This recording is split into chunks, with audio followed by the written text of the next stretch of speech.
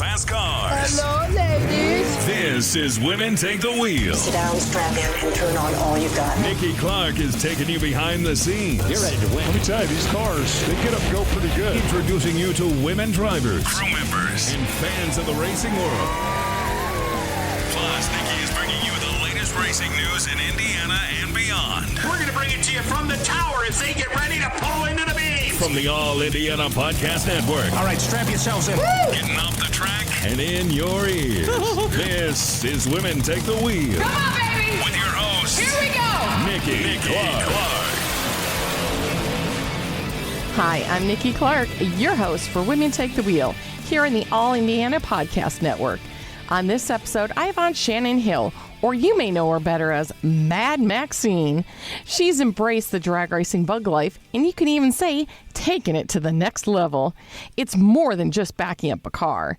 We talk about what it takes to be a bug, a new ambassador program she started, and taking on those internet trolls. Stay tuned.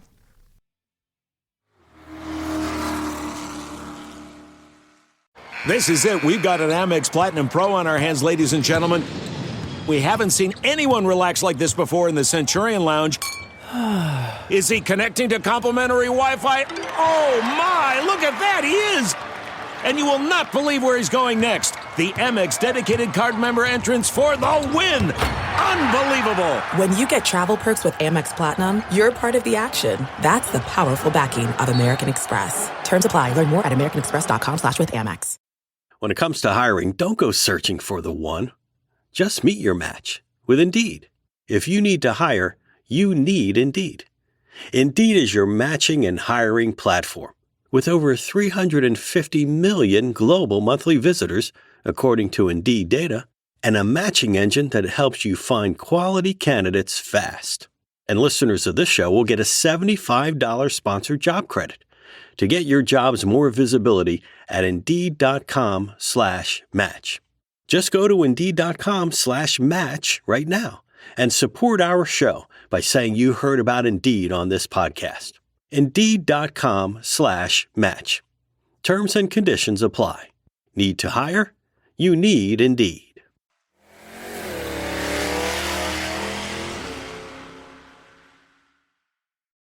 And welcome to another episode of Women Take the Wheel. And today with me, I have Shannon Hill. How are you doing? Good. How are you? I'm doing wonderful. And she has another job at the track that I think is very important, a job that people look over. And that is you are a backup girl, or as we call them, bugs. That's me. Yep. And you have this alter ego. You've built a whole fan base, merch, calendars, which I love it, around Mad Maxine.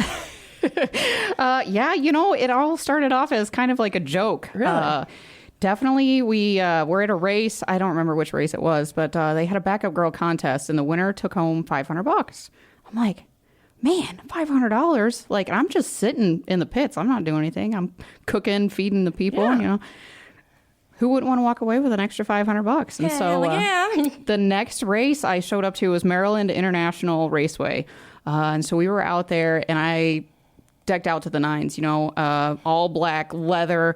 And, I was kind of feeding off of that Mad Max theme. And so I had my war paint on and everything. And so, I felt ridiculous. And I know because you show behind the scenes, which I love too, which we'll get into. Gosh, it was hard, going out there first thing.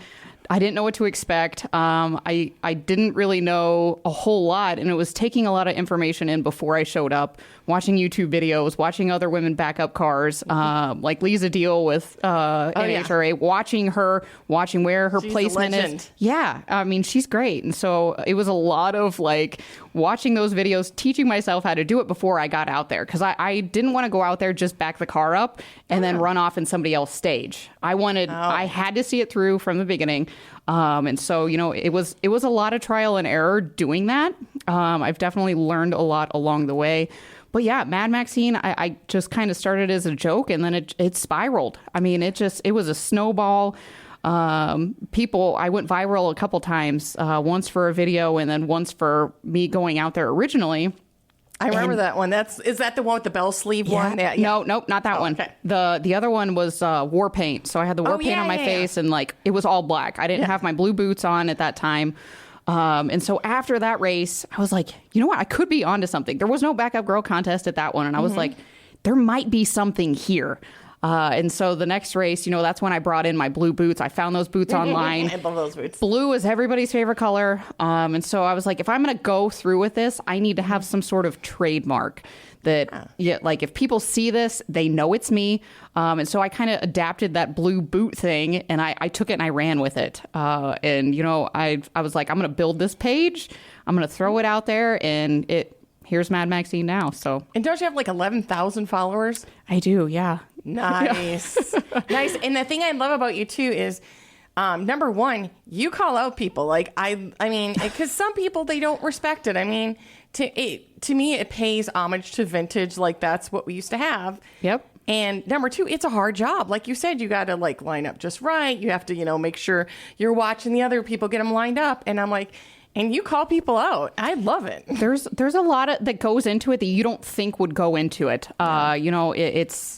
It looks easy online. And honestly, I was about 3 races in and I was about to throw my boots into, so to speak, because I just couldn't get it where it needed to be. And I had 6 different people like trying to be helpful, like people on my crew trying to be helpful. Yeah. Shannon, do this, try this. And then some of them were contradicting each other. And I was like, I don't know who to listen to. It was Cordova 2 years ago. It finally clicked. And so from then on out, I knew what I was doing. I knew where I needed to be, hand signals, stuff like that.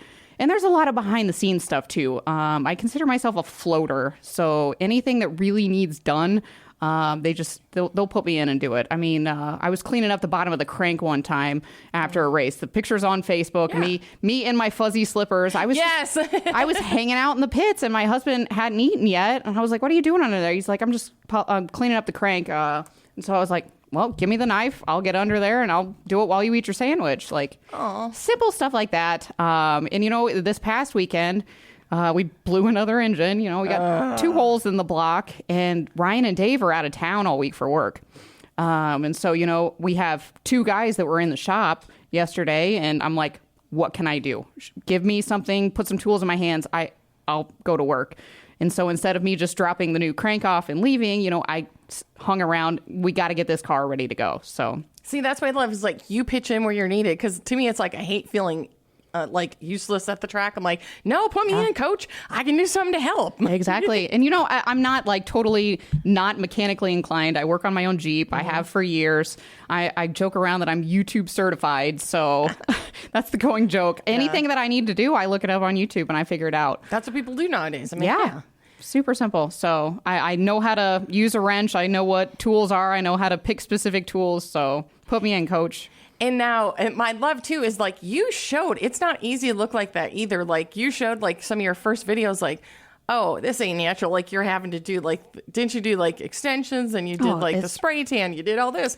So it's a whole process. That's not you every day. It's a whole process, and that's why I call Mad Maxine my alter ego. And I did make a post about this a few years ago that it's all fake. I got lots of padding that I push in places, lots of shapewear, extensions, spray tan, eyelash extensions. I mean, it's a full process. And especially being out in front of a lot of young women that are at the track, I don't want them looking at me thinking that that's expectations. Yeah. I don't want that to be you do that every day. New norm. And so I definitely make that known to people that, hey, this is all fake. Like I'll take my hair extensions out in the pits. I've done it on camera and I post it on my Facebook page. Like it's not every day. So see, I love that you do that too. You're so open. That's what I love. You're like, this is how it is, and you're genuine and authentic, and that's what I love. I'm an open book. There's no secrets to me, honestly. And a lot of people have discovered that early on with me. Anything, if you want to ask me anything, I don't care. I'll answer any questions that you have. Like I've had people ask about my whitening treatments on my teeth. Open book, man. If you ask me a question, I'll give it to you. Well, and what I love too is my friend and I, we are dying, and so much respect for you over this, is that when, because there's haters out there. People are like, the guys who are haters, and you did this Facebook Live feed where you called them all out, and you're like, okay, this guy said this. Well, I freaking love that. That one was probably one of my most popular live videos that I ever did, was calling out all the haters. But, people have this, we're in modern society now. And so everything is social media. Everything's digital. And you have that protection that you don't have to say anything face to face to somebody. I mean, you can sit there behind your keyboard and just riddle off and none of these people would say that in real life. Nobody would. And so I'm all about calling them out. Like, you guys want to hide? I got 11,000 people. I will put you on blast. And, there's been a couple times where people in the comments are like, I know who that is. Like, that's it. That's out of character for them. I cannot believe they said that. And so it has exposed a lot of people. The keyboard warriors. It's like they don't say it to your face. But I just love that. You're like, and you're just like, okay, so-and-so, yeah. This is what you said. Here's my answer. And you don't hold back. I don't like bullies. I don't. I was telling you earlier that I am a fan of the underdog. And so 100%. People that come after those smaller, less spoken out people, more of the introverts, I'm all for those people, and I'm all about protecting those people. And so I make it my mission, essentially, to protect those people, speak out for those people. And so that's kind of where I'm at with that. I love it. And now, so you said you were, I'm like, oh, you've always been in drag racing but what was your original love of racing? Like, what was the first thing that got you into motorsports? It was NASCAR, watching with my dad and my grandpa, NASCAR and IndyCar. Those were the two. If we were over there on weekends, that's what was on. If you wanted to watch TV, that's what you're watching. Go Jeff Gordon. Started off as Jeff Gordon, as Jeff Gordon kind of faded out. I picked up Tony Stewart, so always a huge fan of Tony Stewart. And so when he moved over into drag racing, oh my gosh, I was ecstatic. So. Oh, he's a great for the sport. And just to go back, so your husband's Ryan Hill, and he has the Mad Max, and he races mainly funny car chaos and nitro chaos? Or? So the funny thing is, a lot of people get it confused because Dave actually owns Mad Max. Oh, okay. Dave is my father-in-law. And so Dave drives primarily. You just don't see Dave because he's all suited up, tucked in that car.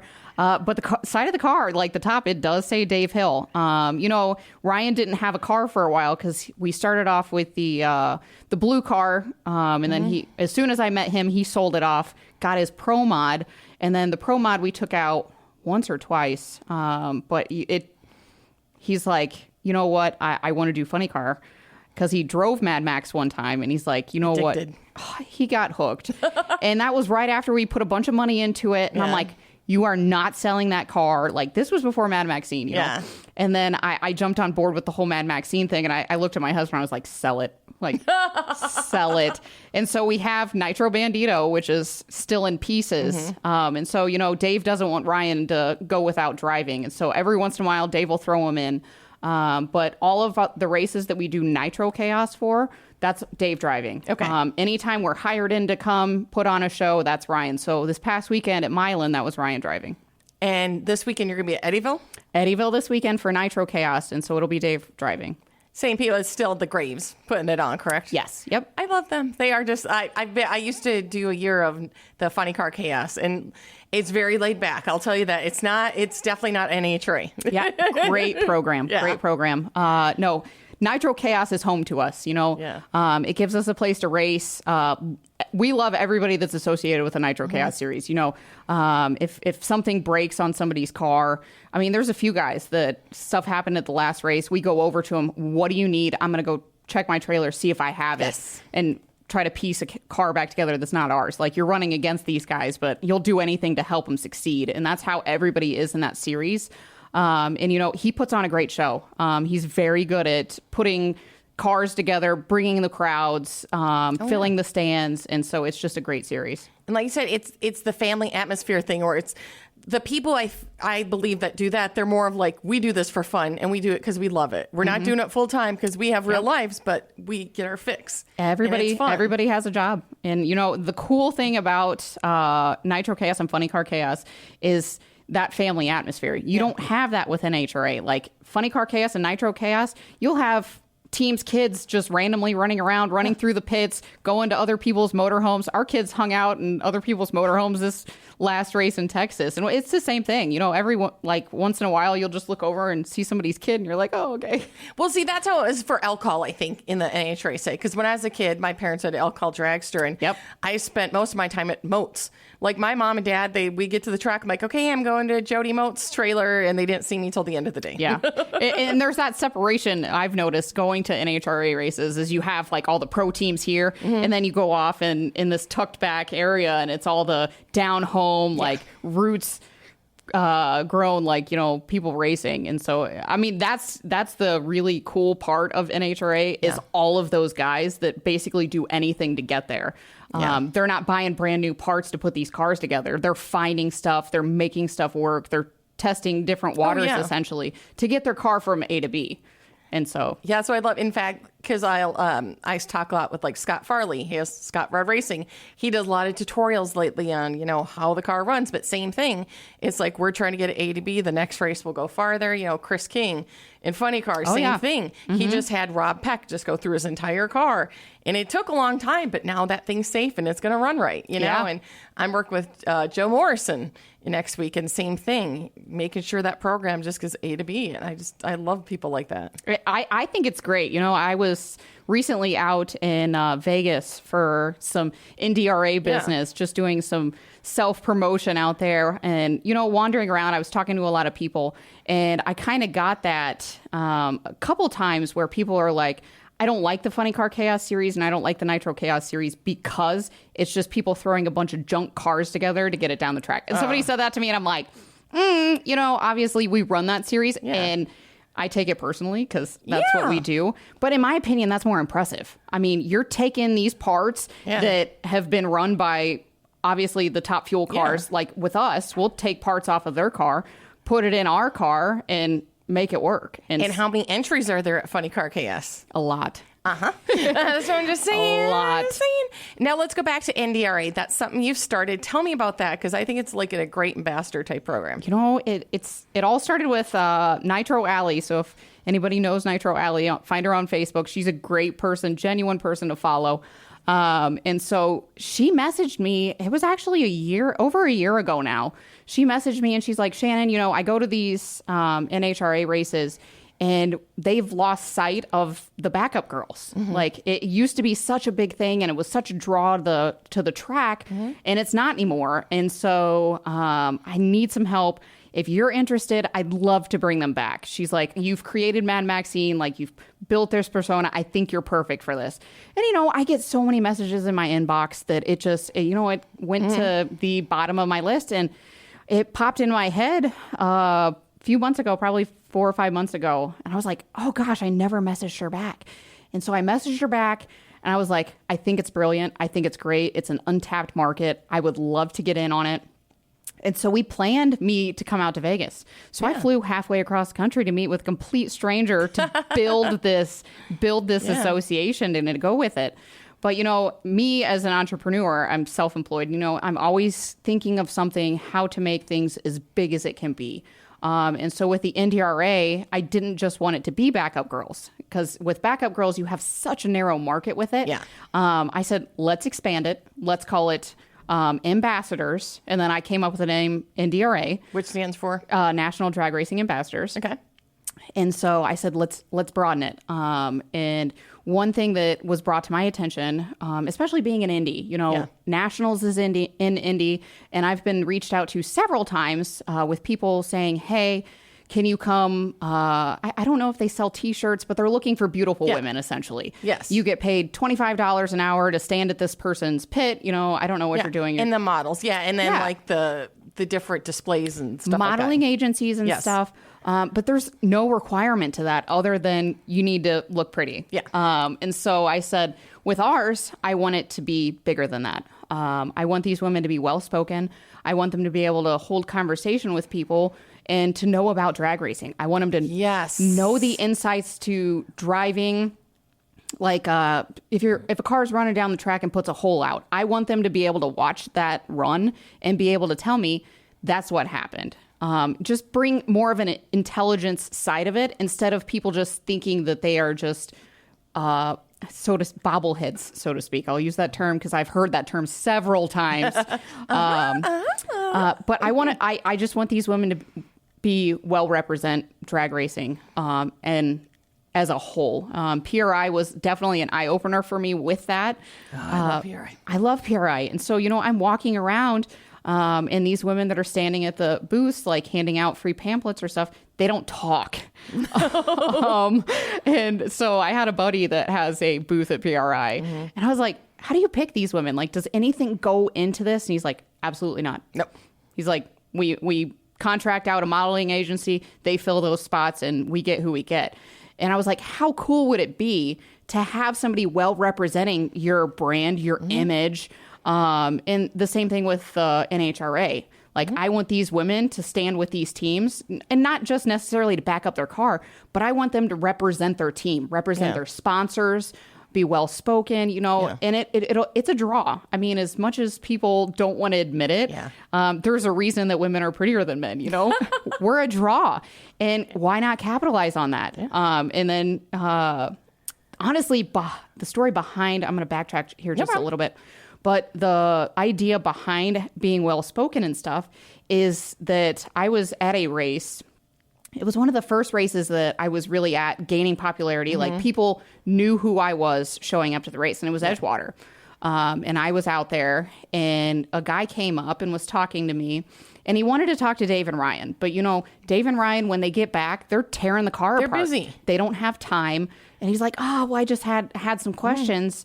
And his questions were in reference to, one of them was in reference to the burnout.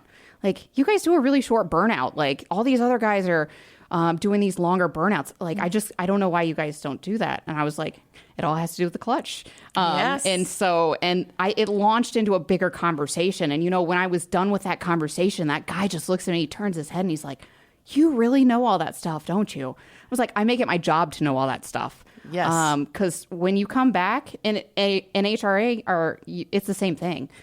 You can't get in contact with that driver or crew chief and stuff to ask those questions. So to have these women in these positions that are able to answer those questions, oh yeah, it's a no-brainer. 100%. When I do PR with teams, I don't work the ropes, but the drivers do, but I'll be by there and I'll talk to fans because the fans, they get so much out of it because we pride ourselves in no pit pass. You can come up and exactly talk. But they're busy, the driver's out there. But then they'll ask a question. I'm like, well, I can answer that. And if not, I'll be like, you know what? Crew chief's going to be out here in a minute. You can ask him. Or, I'm like, it makes such a difference to a fan. It'll make a fan's day. And that's what it's all about. It's relationships and making those fans, you hook them. Or, and it's a PR thing. It's like, I like that team. They talk to me. Yeah, absolutely. And it's another famous person, so to speak, for fans to actually have access to.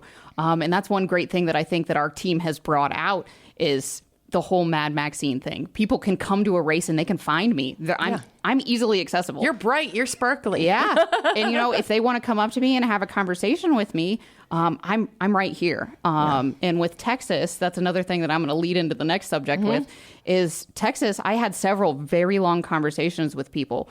And one thing that I even tell my kids, they're coming up into juniors. Yeah. When you're talking to someone, I don't care what they look like, what their appearance is, you don't know who you're talking to. 100%. Which is you never huge. know. Yes. And so treat everybody with respect. I talk to everybody. I mean, that's just a mentality I've always had. Yes. I don't judge anybody. I don't care. If you want to come up to me and talk drag racing, I'll talk all day. Yeah. And so, there were several really long conversations with people at Texas. And a lot of big things came out of that. Not only did I have someone offer me a seat next year to drive, but we also pulled a major sponsor out of Texas. And, JB Construction, shout out to you guys. But, they kind of gave me a little insight on why they chose us. And the main reason that they chose us over other teams is we gave them the time of day. We talked to them. It didn't matter how busy we were. Ryan was busy. Ryan stopped what he was doing, had a conversation with them. And he, as terrible as it sounds, I talked to so many people. I had a conversation with him in the staging lanes. I don't remember me having a conversation in the staging lanes, but he's like, there's a lot's going on. You guys you're the real deal. You don't walk around with your noses up in the air. And so we really enjoyed that. We appreciated that. And we ran into a lot of that there. And that's why we decided to go with you guys. He's like, we showed up to this race with the expectations of sponsoring a car. And so you guys obviously gave us the time of day, and you made us feel like family. So I love it. Like I said, it's all about the relationships. Same thing with your sponsors. You represent your sponsors. And so you like your next subject. So you're going to get in and drive one of these things? I'm going to get in and drive one of these things. A nitro funny car? Not yet. You know, I got to work my way up to that. Start small. But I had a guy named Jeff. He showed up to the track, and, you know, he was one of the ones I had a really long conversation with. And great conversation, great guy. And he came back the next day, and he's like, I got an idea for you. Come here. So I'm like, okay, sure. I didn't know he was coming back the next day. I think he specifically just came back to propose this, but he's like, you know what? I talked to you yesterday. I really enjoyed talking to you. And so I bought this front engine dragster 2 months ago. He's like, I've been looking for a driver. How would you feel about driving my car? And, you know, it's one of those moments that's just so surreal to me because, you know, I've been working at this for a while. And honestly, Mad Maxine, that's the whole reason I developed this personality. I don't come from money. You know, if I'm going to drive, it's going to be because somebody else is crazy enough to put me in a car. And so I was telling Jeff that, you know, it's a lot of just trying to make connections with people. And so for him to come back and offer that, it just meant the world to me. So front engine dragster. I want it behind me. I'm like the same thing. I'm like, I want that stuff behind me. No, it's gonna, you know, it's gonna be great. I took the pure speed experience. I drove a dragster, a rear engine dragster, and you know, it's one of those things that I wish I would have put a GoPro on my helmet. Putting a GoPro on your helmet was an option. I was like, no, I'm not going to do that. I wish I would have done it because, you know, ripping down that track that first time, it throws you back so hard. I scream like a little girl. And so I had a few passes. I had 4 total, but it was only like 2 full passes. You know, by the third time, I'm like pushing the car, like, let's go. Like, it needs to go faster. So, see, I've only done the 2-seater with the Foleys. Doug Foley did when he had that. And Clay's, I didn't expect it. Clay's like, hey, I was doing PR with him. And he's like, hey, get in the car. We're going to let you do it. And I had the perma smile. You know, I had the helmet on, but I'm just like, oh, my God. But here's the deal. I am not a driver. Ask my drivers when I've had to take them up in golf carts, you know, Jason Line, like, Nikki, oh, my God, you know, slow down.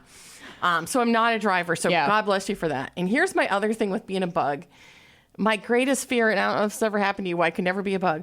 I'm terrified I would get stuck on the track and fall on my face. Oh, goodness. Like the grip. I mean, are you not afraid of that? You know, I wasn't afraid of that until...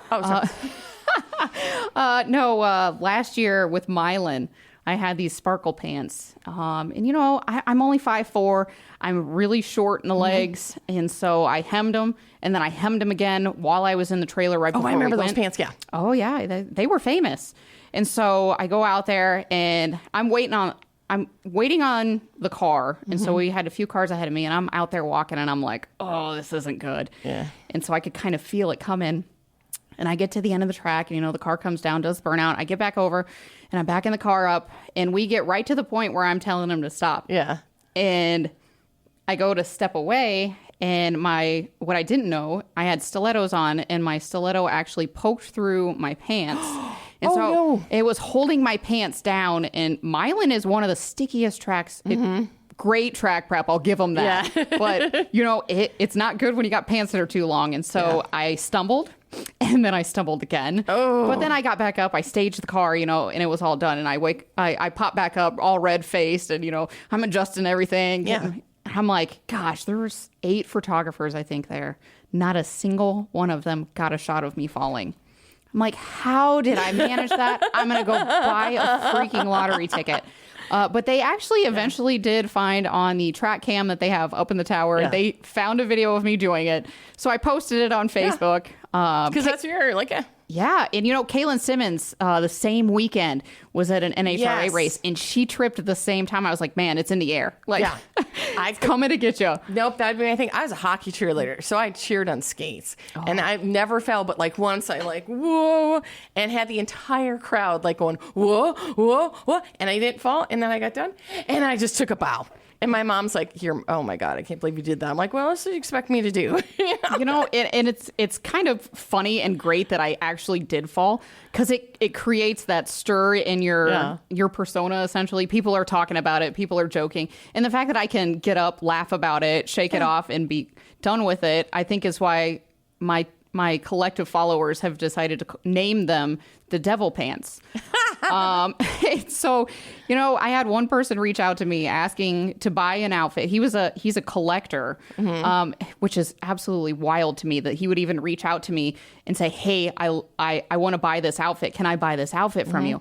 And, you know, that kind of started something there. And so then after races, I started selling my outfits. You put a lot of work into some of them. Oh my gosh. Yeah. I saw the rhinestone hat one. How long did that take you? Too long. Too long. But you know, the Devil Pants, they went up for auction, and the ending bid on those things were $325. Nice. And so, you know, it's a way that I can keep the process going. I change after every run. And now I've decided that even when I'm in the pits, usually in the pits, I dress down. Yeah. And so I'm in leggings, I'm in like a sparkly sports bra, you know.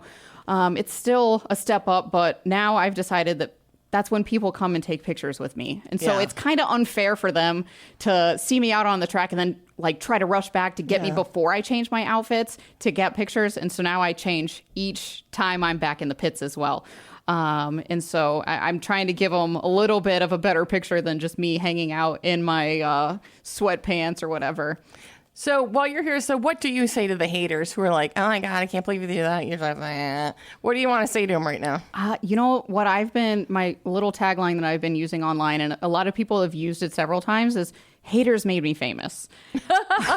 And that's the good point. That's the honest to God truth. And that's a lot of Mad Maxine is from my haters, because my posts, you know, I'll post pictures of myself, I'll post videos, but there's only so much of that I can do. For my first video that went viral of me backing the car up, I had so much hate on that. And, you know, I got to a point where I was at a restaurant with my husband and obviously our family, and I was in tears, like reading some of those comments. It's so disheartening that my husband's like, put your phone down, like quit following. And at that point, I was kind of at a T. You know, I could go left, I could quit, I could never do this again, or I could turn this in on them. Yeah. You know, they want to make me feel bad. I'm not a bully by any means. And some people can say that I am a bully, but I don't launch into these people until they post something negative. And it's not just about me. Like I said earlier, I am a team player. And so if I see anything on a Facebook page or something about other backup girls, like them tearing into people, I'll go after them too. I'll screenshot it. I'll post it on my Facebook page and I'll make money off of them. I love it. And so as we're wrapping up too, so when you're not Mad Maxine and you're here, you make some of my favorite treats. You have basically buttercream. I do. Yeah. I love that. So basically buttercream, it started off as a bakery in Brownsburg. But when I had the bakery, I had young kids at home. My twins were 1.5. And so I was living there. Yeah. Trying to keep employees was hard. Trying to train people was hard. And so I was working 36-hour shifts, not going home. And I'm like, crazy. Something's got to give. Yeah. So closed my storefront. I still operate. I work out of a certified kitchen in Pittsburgh.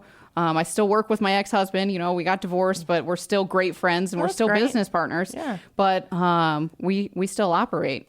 And I love your pastry room. Is that your home where you got that little chandelier and all the decorations? That is my house, yes. I love that. I'm so jealous. Yeah. So we have this huge pantry, and I'm like, what am I going to do with this space?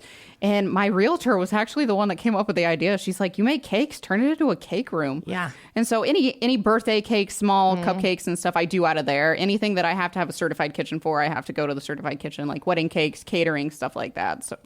Oh my God! When you're at the craft fairs, I know when you're at, because I keep on running into you at Christmas. What's that one called? Gift and Hobby Show. Yes. Oh my God! I love your chocolate covered pretzels. Yeah. Your chocolate covered Oreos. I mean, you have great stuff. So I'm always like, thank you. Where's Shannon at? Yeah. I don't know that I'm going to do this one this year. Aww. I mean, the booth space. That's a lot. The booth space is astronomical. And so it's hard for me to justify it being such a small business. So I might pop back in. You know, it's fun doing it. It's fun making connections and talking to people. But if I do it, it's because of that, not because of the profits. Nice.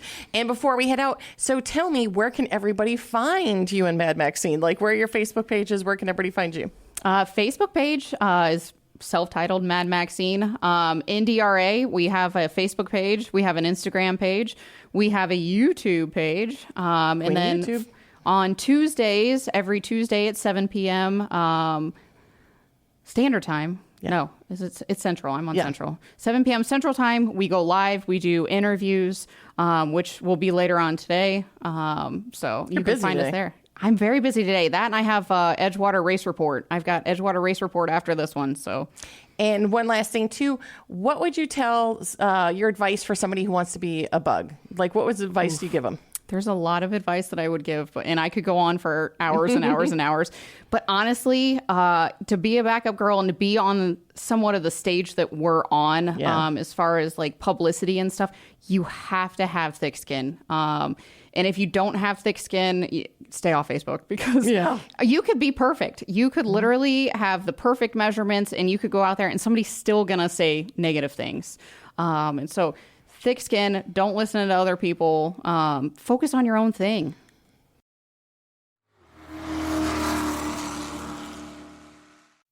Have you ever covered a carpet stain with a rug, ignored a leaky faucet, pretended your half-painted living room is supposed to look like that? Well, you're not alone. We've all got unfinished home projects. But there's an easier way. Thumbtack is the app that makes it easier to care for your home. Pull out your phone and in just a few taps, search, chat, and book highly rated pros right in your neighborhood. Download Thumbtack and start caring for your home the easier way. If you're waking up feeling like you could use a few more hours of sleep, the problem might be right underneath you. Better quality sleep comes with a better quality bed. And the Sleep Number Smart Bed uniquely contours to your head, neck, and shoulders for a more comfortable sleep. It's a total game changer. All night long, you can count on your Sleep Number Smart Bed to automatically respond and adjust to your movements so that you can sleep comfortably all night long, which feels amazing after a tough workout. You can even get personalized insights about your sleeping habits to help you sleep better. It's like having a coach for your best sleep. And now during Sleep Number's biggest sale of the year, save 50% on the Sleep Number Limited Edition Smart Bed, plus special financing for a limited time. Only at a Sleep Number store or sleepnumber.com. Sleep Number, official sleep and wellness partner of the NFL. See store for details.